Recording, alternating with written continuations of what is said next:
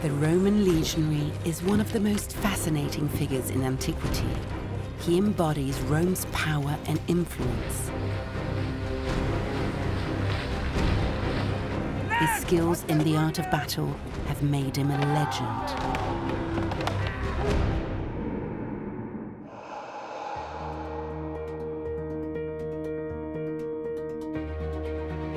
The legionary has now become an icon, but who is the man hiding behind the myth? Archaeological discoveries made in ancient Roman military camps provide valuable clues about how their occupants lived. We're standing on Barrack Street, and on either side of me, we've got packs and racks of rooms, like a motel. This sewer collects waste from all the legionaries who inhabited this complex. These everyday items found on the excavation sites help recreate the life of a Roman soldier as it was some 2,000 years ago. A life of habits and a life of adventure. There was sometimes a place for love, but violence was at the heart of their existence. It suggests a really aggressive fight. In the face of peril, they trusted the deities they had chosen to watch over them.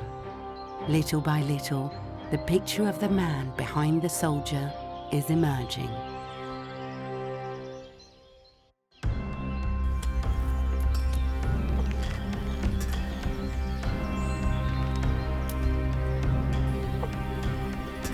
The young recruit, Titus Curius Linus, has been in the Roman legion for 2 years now.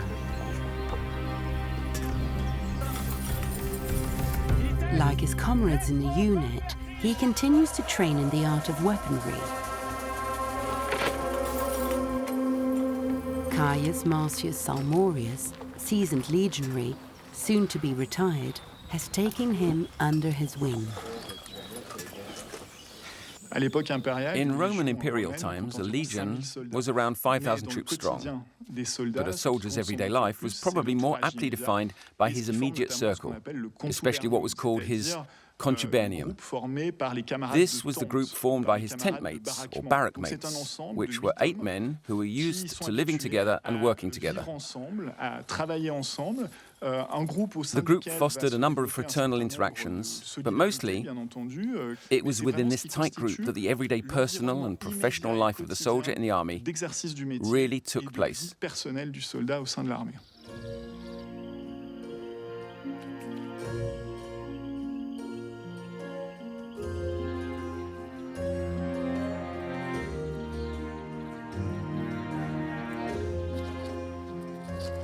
Long-standing comrades can be randomly dispatched and separated by troop movements, but some friendships overcome the parting.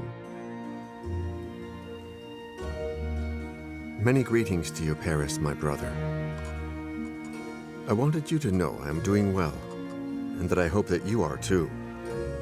You neglectful man, who has not sent me even one mail, whilst I act most differently by writing to you, my brother, my garrison mate. This friendly correspondence between 2 legionaries has traveled some 2,000 years thanks to the Vindolanda tablets.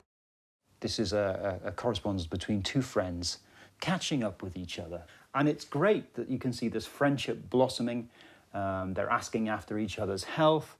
One is apologizing because he hasn't written for a while.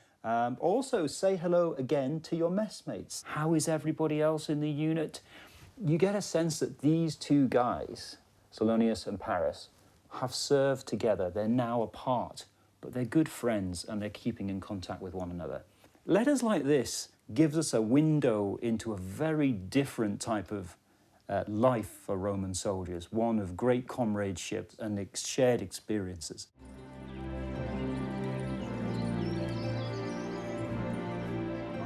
Archaeological digs reveal items bearing witness to moments of recreation shared by garrison comrades.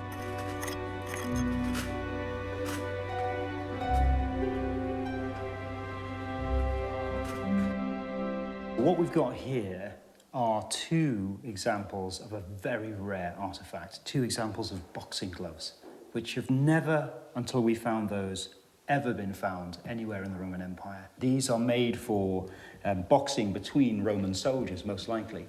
But it just reminds us that buried under the soil, under the ground of Vindolanda, there are still some incredible and unique things, little insights into different parts of daily life. They show us, you know, a landscape of entertainment, of gambling, of all the things that we associate with boxing today were here on the frontier 2,000 years ago.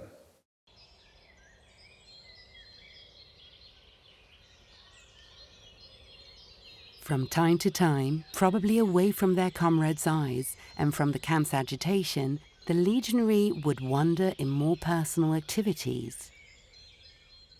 On this shard of an amphora, we can see writing exercises. Using a dry point, a legionary was probably trying to learn Latin and practicing his writing by drawing letters over again.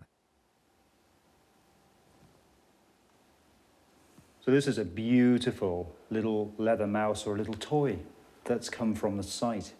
And it's been made out of a scrap piece of leather. It's quite a thick piece of leather, probably the sort of leather that you use to make a shoe. This is a sort of little creature which the Romans would have been extremely familiar with on the site. Little mice like this will be running around in the rooms in which these people were living. So it's quite good fun that somebody's had a sense of humour and they've made a little toy mouse. And what I love about artifacts like this is it's a bit of fun. It's not just the utilitarian Roman army boot or shoe or weapons. It reminds us that we've got a humanity here, we've got a community here.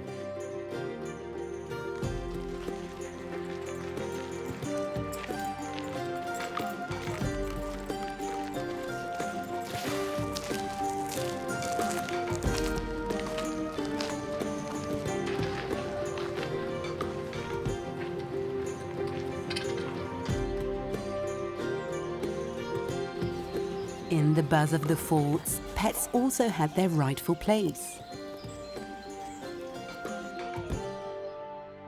We've got animal skulls from lots of different creatures here, including some of my absolute favourites, some of their pets.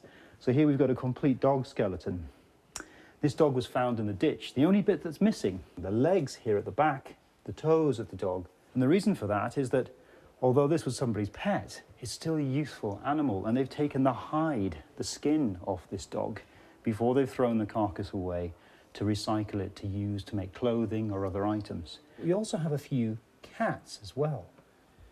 And these are much more rare, perhaps not surprising with all the dogs running around.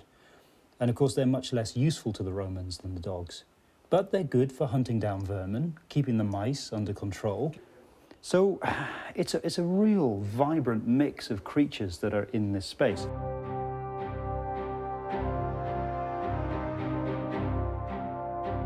The legionary's living space was set up around his barracks. The architecture of Roman forts was uncomplicated and always based on the same model. Therefore, it's easy to identify the different buildings from the compound when apprehending a new excavation site. So I'm walking up a barrack street of Vindolanda. On either side of me, we've got rows and rows of little rooms, like a motel, each door offset from the other to give an element of privacy. The living quarters of the centurion are situated at the end of a row of barracks used by troops. Commander to 80 legionaries, the rank of centurion grants him the privilege of a larger space to himself. Finally, the senior officer commanding the garrison lives in a vast, comfortable residence, the Praetorium. Besides the rooms, it comprises private bathrooms, an interior garden, a reception room, and bedrooms for the servants. So the Roman army regiments here come from all over the Roman Empire, but very often they weren't led by men from the same province in which they came. And we know this through evidence from the altars left behind by many of the commanding officers who were stationed at Vindolanda. These lovely, beautiful stones were found in the Praetorium, the commanding officer's house of the 4th cohort of Gauls. And they're set up to the genie of the house, the spirit of the house, to look after the household while the commanders are there. This particular one is set up by the prefect, Petronius Fabricius Urbicus. He's a citizen of Italy, and he comes from the province of Brescia.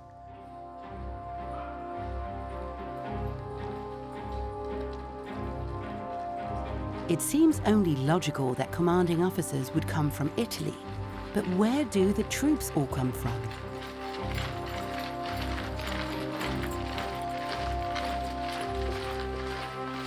In the early years of the Roman Empire, during the 1st century CE, the Roman army was still very much on the move. At first, soldiers were Italian for the most part, but with time, the army started recruiting people who lived in areas around the camps where the legions were stationed. This created a shift in the demographic profile of the Roman troops. The Roman army became multi-ethnic, and if we try and push the categorization further, at the individual level, also mostly rural. This is hardly surprising since the population of the empire was mostly rural. Finally, a percentage of soldiers also had a high degree of literacy, so one mustn't picture the Roman army as an ignorant peasant army.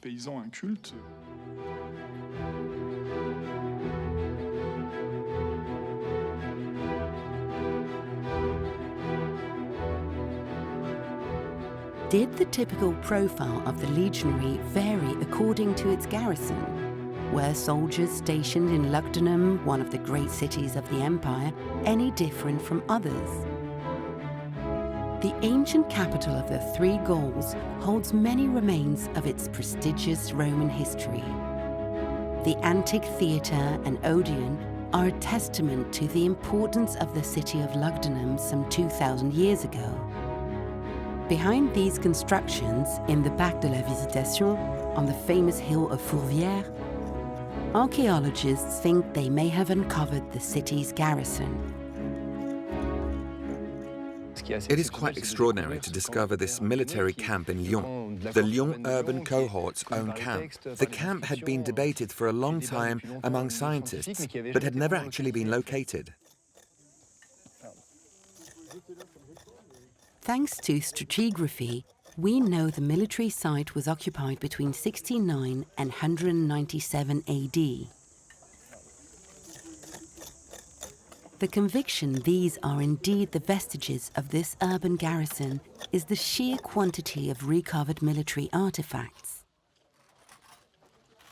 Luc Aguillot is an archaeologist specialized in Roman weaponry. He is attempting to extract an odd metal shard planted vertically. That's great. This artifact was in the cross-section. All the offensive weapons present here are typically used by a legionary. That's right. And add up to a military camp environment. There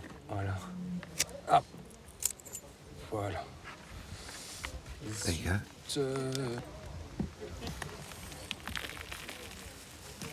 Hidden in its corroded envelope, the weapon is hardly recognizable. It looks like a thick pike. Yes, I think it is. Everything about flag holders have a pike-like look. But there's something there. The quantity and variety of the items that have been unearthed have improved our knowledge on the Roman soldiers' military equipment.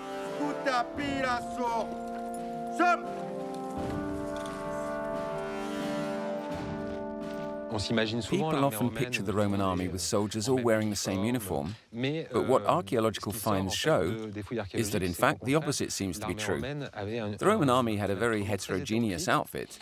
Obviously not concerning the basic equipment. They all had a gladius sword, a shield, a spear, all had body armor and so on.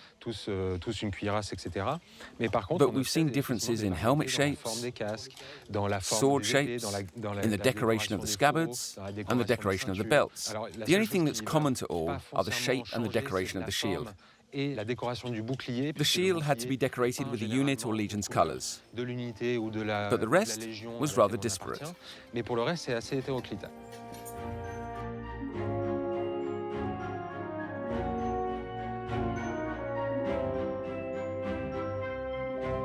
Archaeologists are logging all the weapons that have been discovered along the year.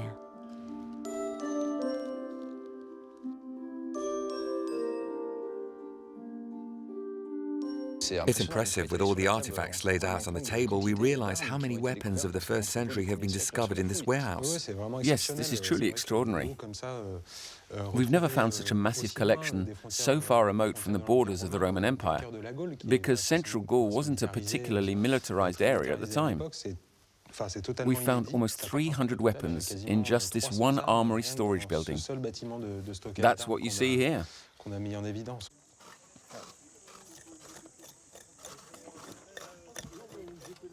Is the plethora of military equipment an indication of how many legionaries lived there? How would the camp be organized, and what could be its extent? Excavating a full camp in an urban setting is really quite complex. Camps are very vast. We need to dig thousands of square feet to map the camp entirely. When you deal in urban archaeology, it's always a challenge because life goes on. Buildings, houses, streets, possibilities are very limited.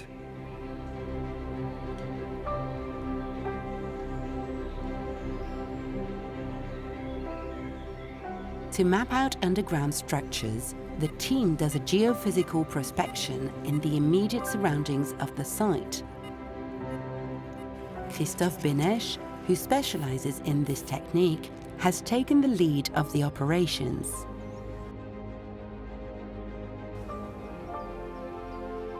Come back to the left a little. Perfect. When you want, there you go. The radar method consists in probing the ground with sound waves and recording their reflection. They vary according to the nature of the different layers.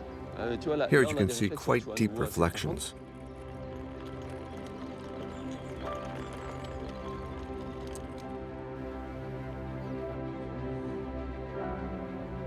The electric method, on the other hand, consists in probing with electrodes. Electricity will travel at different speeds according to the density of the ground layers.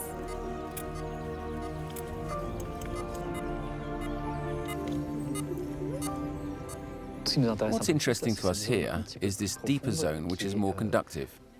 It means that the filling there is different from what's at the beginning of the reading and different from what's further down the slope. This could be the indication of something more like a terrace filling.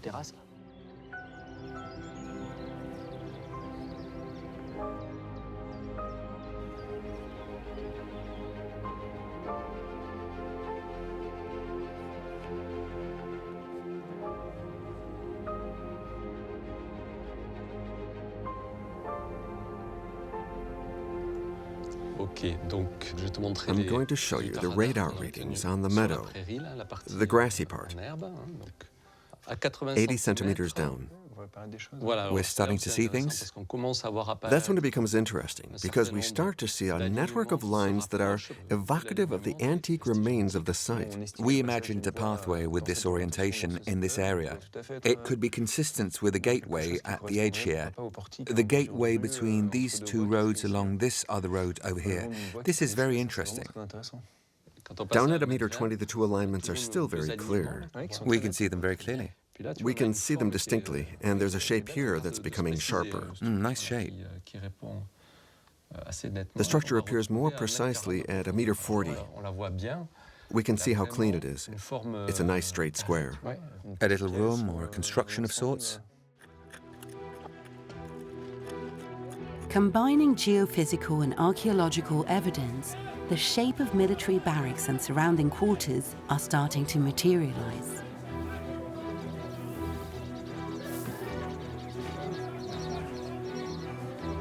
We're like children discovering the 3D model of the ruins we had long imagined, coming to life thanks to this new technology.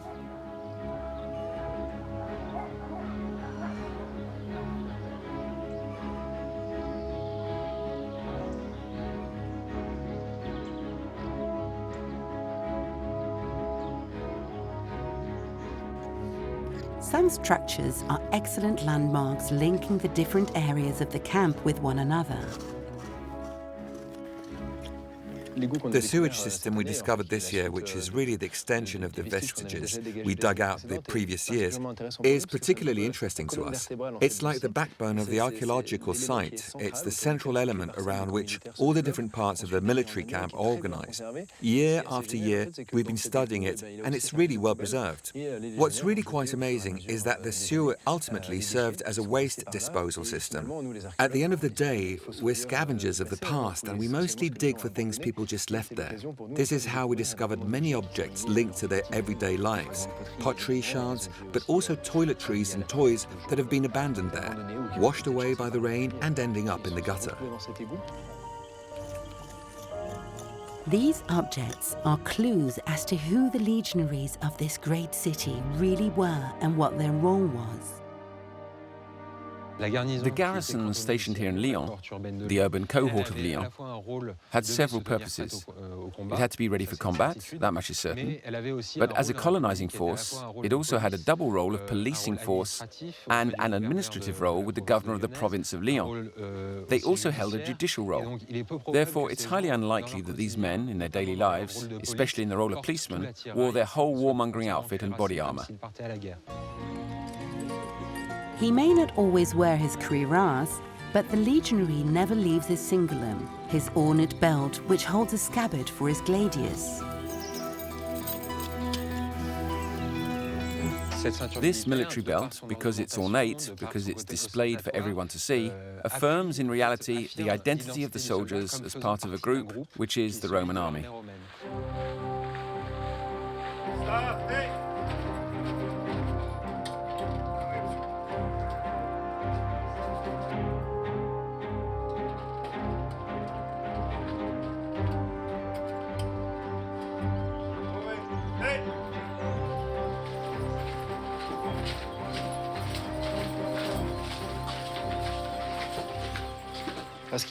What's interesting with the Visitation excavation site, besides all the military furniture, is that we also found more intimate items used in the everyday life of the legionaries. We have a lovely collection of domestic items, objects of everyday use. See, there you have a nice collection of items for games. Indeed. Like this series of dice. Yeah.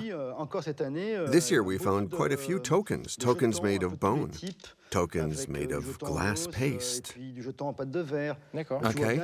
But the varieties of the items indicate several different board games must have lost pieces on this site. Okay. And here, those are toiletry items? Indeed. We have a bunch of items related to self-hygiene. Here we have a mirror which is almost complete with the beginning of a handle. This one is also pretty nice because you can still see your reflection in it. We have lots of little things used in hygiene, like these little tweezers, this perfume spoon, and an ear pick. It shows how important self-care was to the legionaries after all.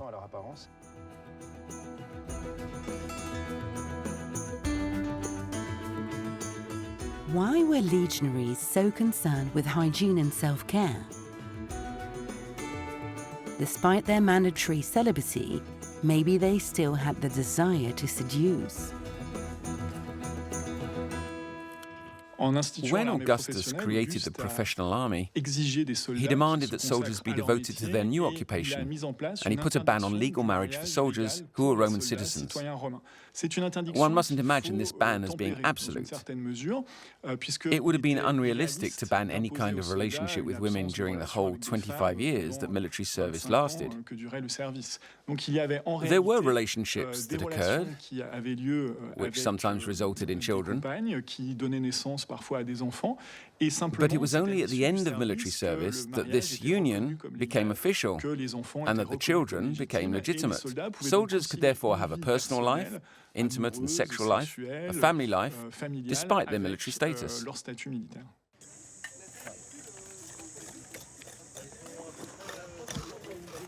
Archaeological finds indicate Roman military forts would also house women and children.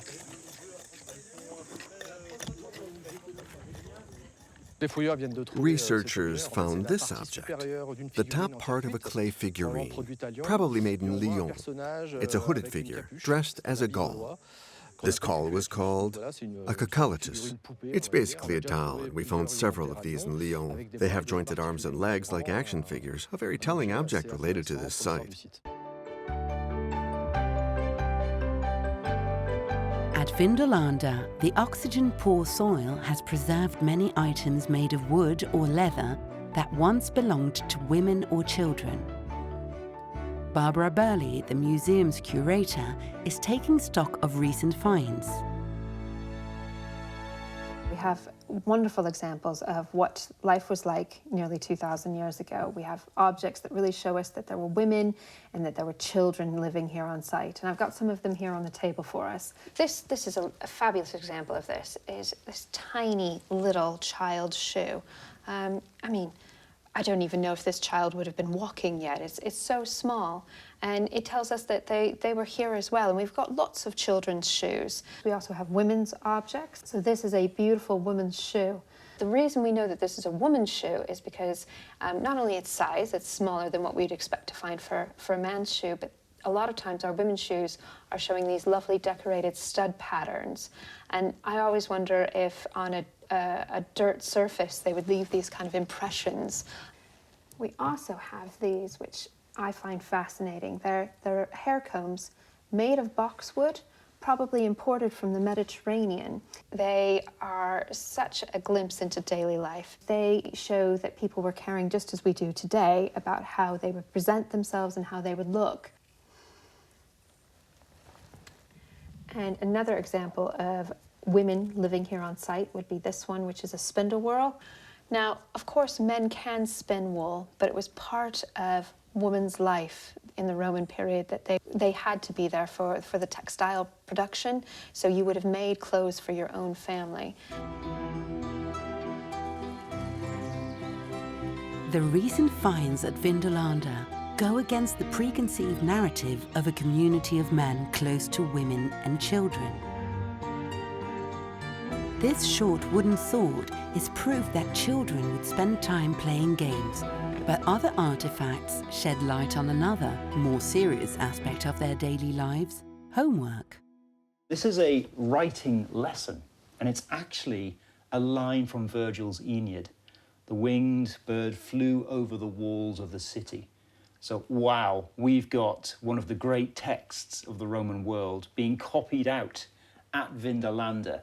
It came from the commanding officer's house, and we think what we've got here is somebody learning through using the classic text, just like we do at school today, how to read and write in Latin. And so they've got the first line spot on. They've done really well. The second line, you can see it starts to go a little bit, ooh, and then in a different hand, we've got S-E-G. This, we believe, is the teacher writing sloppy work at the bottom of the letter. So one can imagine a certain punishment might have come from this, perhaps a good beating with a stick or something like that.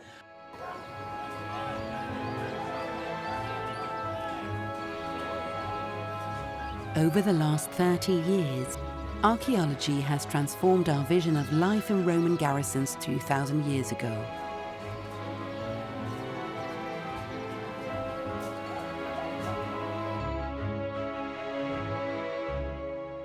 For mixed communities, we look at evidence for the sort of dress or material that women and children might use instead of men. And guess what? We find just as much of that inside the fort as we do outside. But equally, and this is just as important, the Roman soldiers aren't restrained to living inside their forts. They're also living in the towns outside the forts. Those are military towns. It's all one thing. And when we excavate the buildings out there, we find as much bits of armor and military kit and weapons as we do inside here. So that fort wall that goes around us here, separating one side of a settlement from another, it wasn't the Great Divide. It wasn't the huge barrier between movement from one space to another.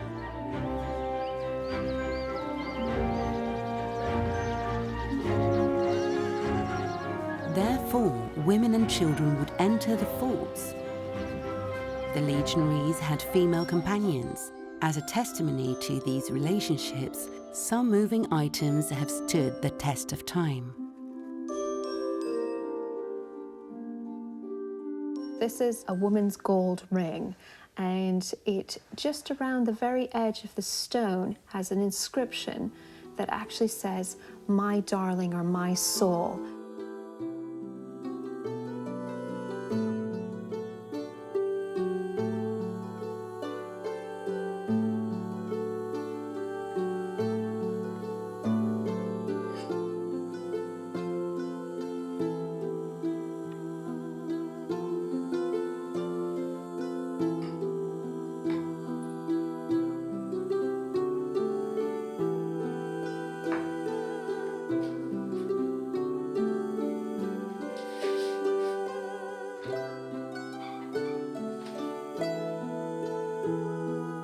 Claudia Severa salutes you, Lepidina. I'm sending you this heartfelt invitation for my birthday on the 11th of September. I hope you can join us, as your presence would make this day even more enjoyable. This is a very famous letter from Vindolanda. Most of the letter is written by a professional scribe, and you can see how beautiful and clear the writing is. But at the bottom of the letter, the farewell greeting, "My dearest sister, my dearest soul," is written in a different hand, and we think this is some of the earliest female handwriting that survived from Western Europe.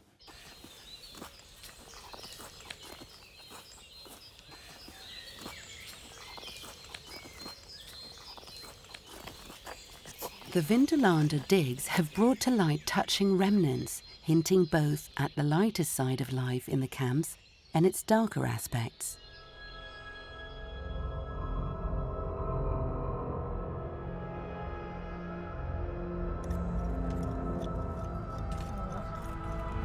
Trudy Buck is an anthropologist. Although she regularly takes part in the excavation campaigns, she takes a special interest in the numerous human dramas that would rock the fort's daily life. For the last few years, one mysterious case in particular has caught her attention.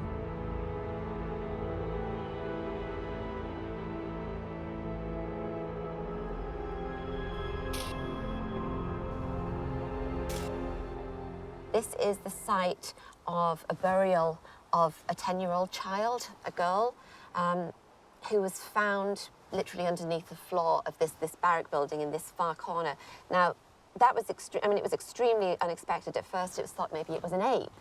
We know that the Romans sometimes kept apes or monkeys as pets because the Romans don't bury their dead inside where they live. They're very superstitious. They're afraid of ghosts, and the laws prohibit burying within places that they live.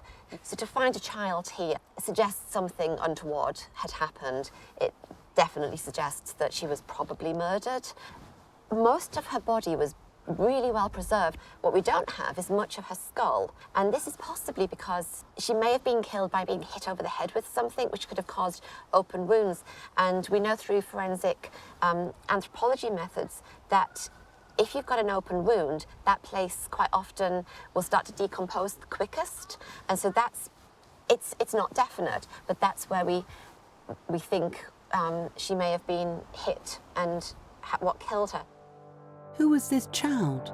What was she doing in the soldiers' barracks? This is an image of the child when she was found.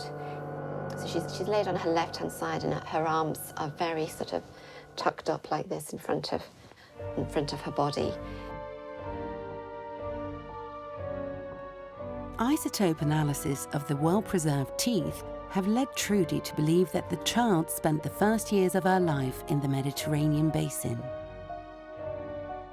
Maybe she was a young slave brought back from a military campaign, caught in a rivalry between legionaries, and murdered. At the time, the killing of a slave was considered a violation of the master's property.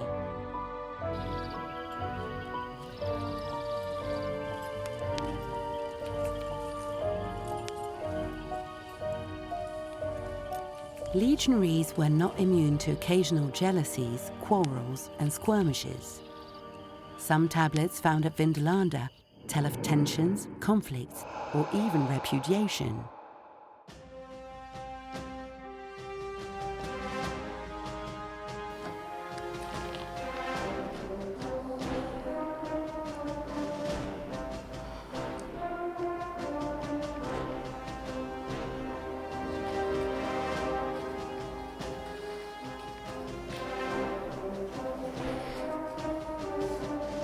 Caecilius Secundus salutes you, Julius Veracundus.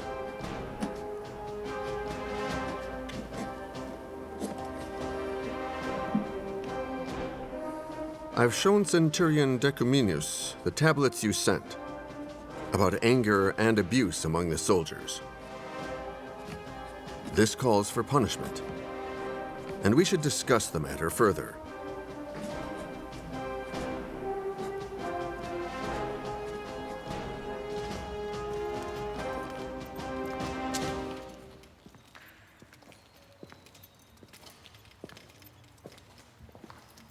Discipline among legionaries was paramount. Even when the empire was not at war, frontier garrisons had to stop local rebels from raiding Roman colonies.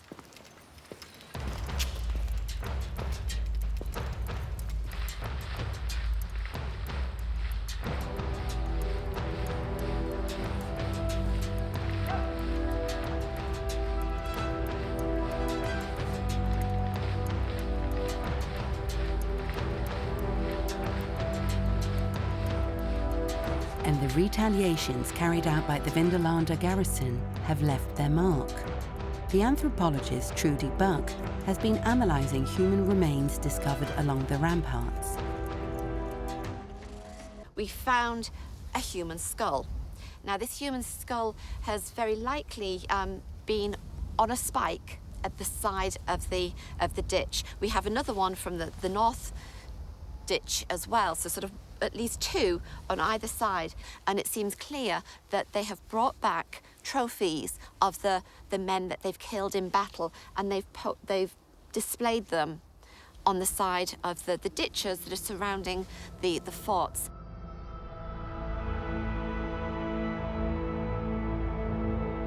Along with the skulls, a humerus was also found in the defensive ditch. What's interesting about this particular bone is its size. This is one of the largest arm bones that I have seen.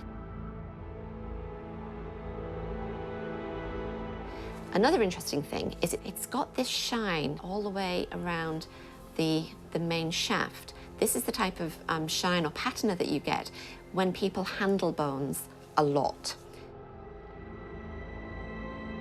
This has been some sort of trophy that has been brought back after one of the battles, presumably somebody's pride in defeating somebody who's quite so large and quite so muscular. And the amount of shine on this sort of really gives an idea that somebody has been telling stories around the campfire about sort of the time he defeated the champion of the enemy.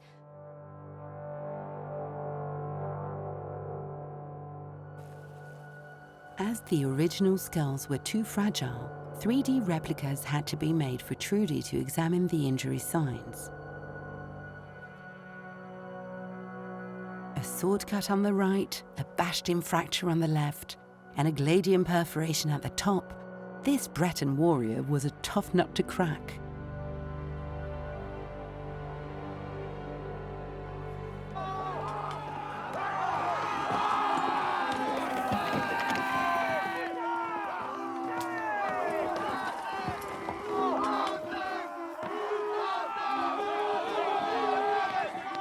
It suggests a really aggressive fight, a really sort of big face-to-face combat. And some of the things that we've been able to find out about this individual from his skull tells us why maybe he was fighting in this way. We've managed to get DNA and isotopes from his teeth. His DNA tells us that one of his parents was Italian. The isotopes in his teeth, the things that tell us where he grew up, they suggest he grew up north of Hadrian's Wall. Now, if that's where he grew up, that's presumably where his mother lived as well. So are we looking here at the product of a rape of a native woman by a Roman soldier? And does that explain why he's fought so hard, why he's been so difficult to kill? Because he's been fighting not just for his people, but also for the honour of his mother.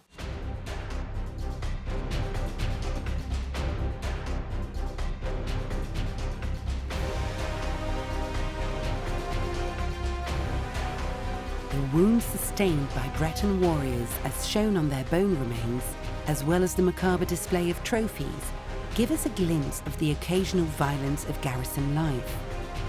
Even in the city of Lugdunum, burrowed deep in the heart of the empire and safe from the barbarians, excavations revealed outbursts of past chaos.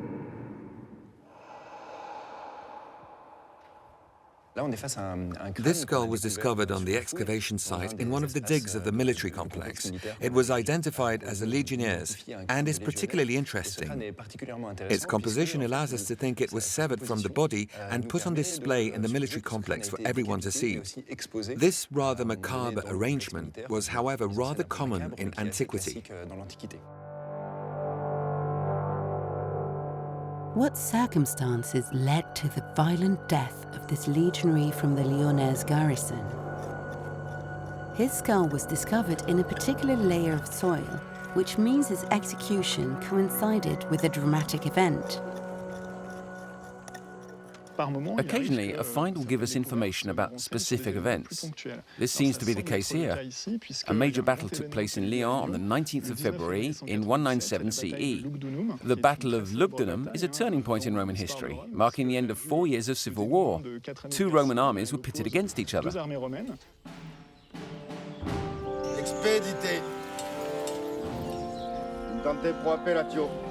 Above all, legionaries were fighters devoted to the cause of Rome, but this did not prevent them from being entangled in fratricidal wars or taking sides in times of trouble.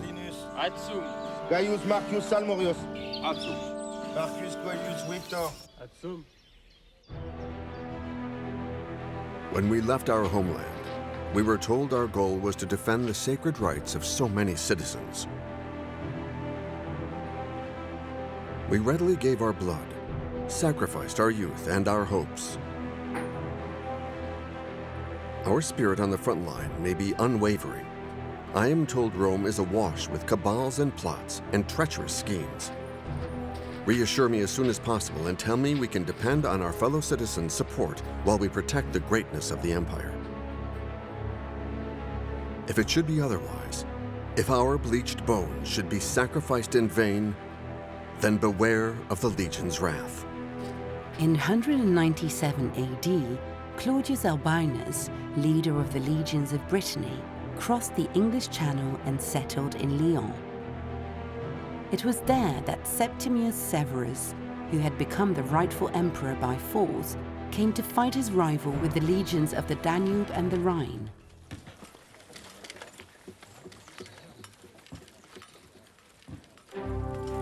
Whether young recruits or seasoned soldiers, these legionaries who had vowed to defend and protect the empire probably never imagined that one day they would have to fight their brothers in arms.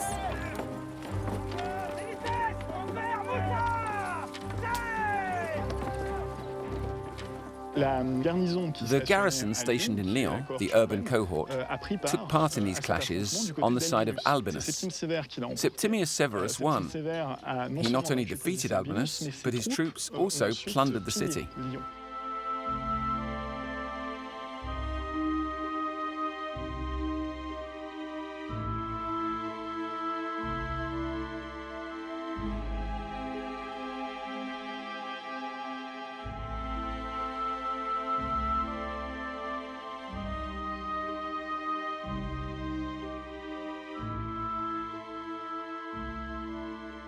Lyon's urban cohort, which rallied Albinus, likely put up fierce resistance around and even inside the garrison.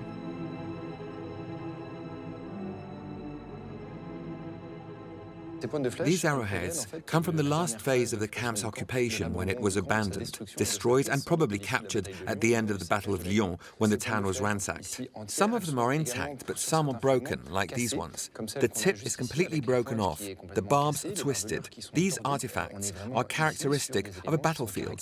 They were found on the ground in the camp. It clearly shows that the invasion of the camp at the end of the Battle of Lyon was violent.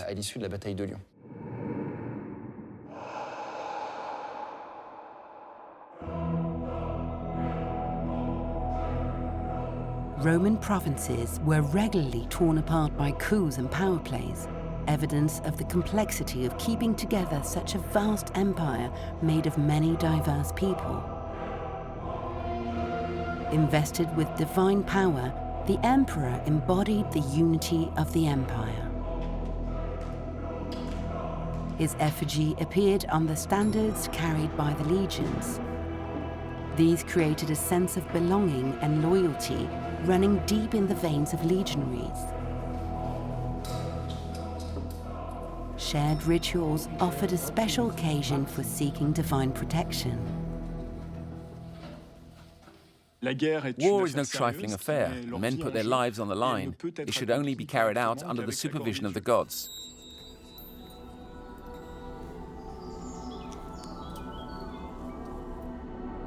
Jupiter Optimus Maximus.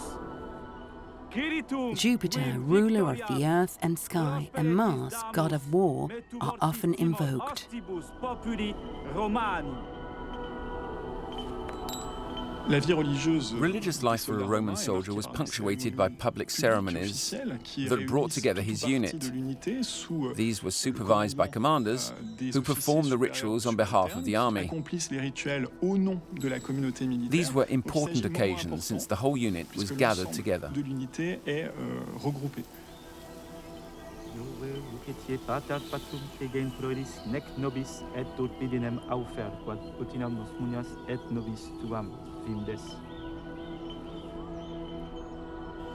Archaeological finds reveal that along with public ceremonies, legionaries carried out a more intimate and more personal spiritual practice. At the excavation site in Lyon, archaeologists have unearthed an intriguing structure. This masonry base is a bit of a puzzle. It's coated with hydraulic mortar coat. Of course, the top is eroded, but there's a clue that may help understand its purpose. We've discovered miniature oil lamps, and these were often used for deposit rites. Instead of giving real oil lamps, they would place these objects that are facsimiles. This could be a small altar, like the ones you'd find at street corners, where it was customary to deposit gifts for deities.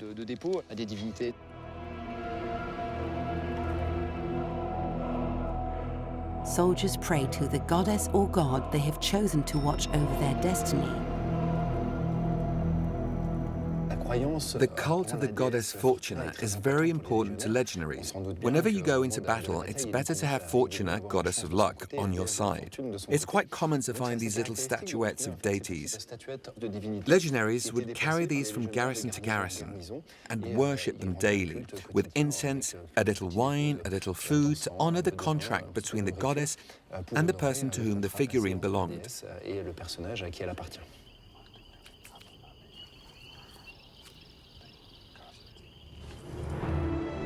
Another deity was particularly dear to Roman soldiers, Mithras. The Temple of Broccolitia, near Hadrian's Wall and Vindolanda, was dedicated to him.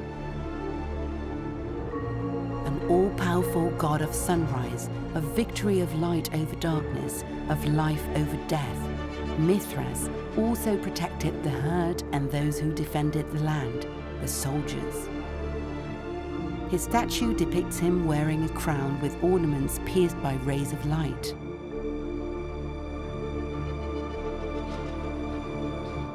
A legionary who is protected by Mithras and survives the battle and illnesses will be able to retire at the end of his 25 years of service.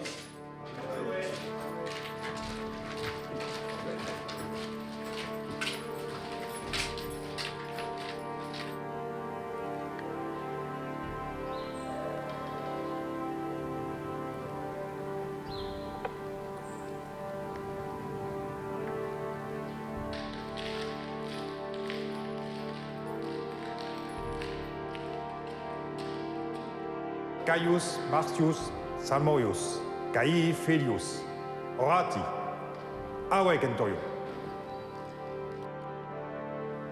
Optime, Miles. Optime.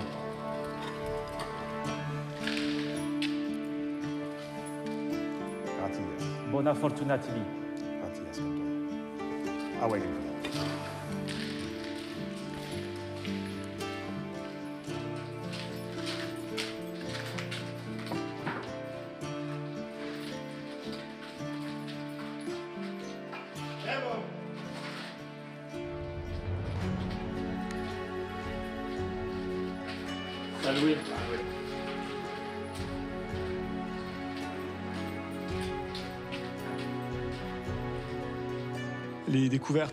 Recent discoveries should help us demystify the Roman soldier and the Roman army and realize that our vision is far removed from reality.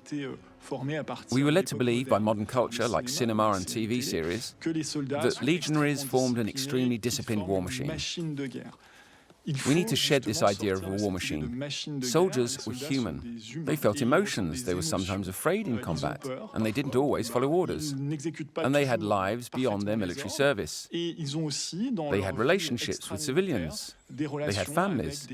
They had to deal with material and personal matters. They were both warriors and family men, with a life both inside and outside of the army. A life that was not that of a faceless automaton, but the life of a human being.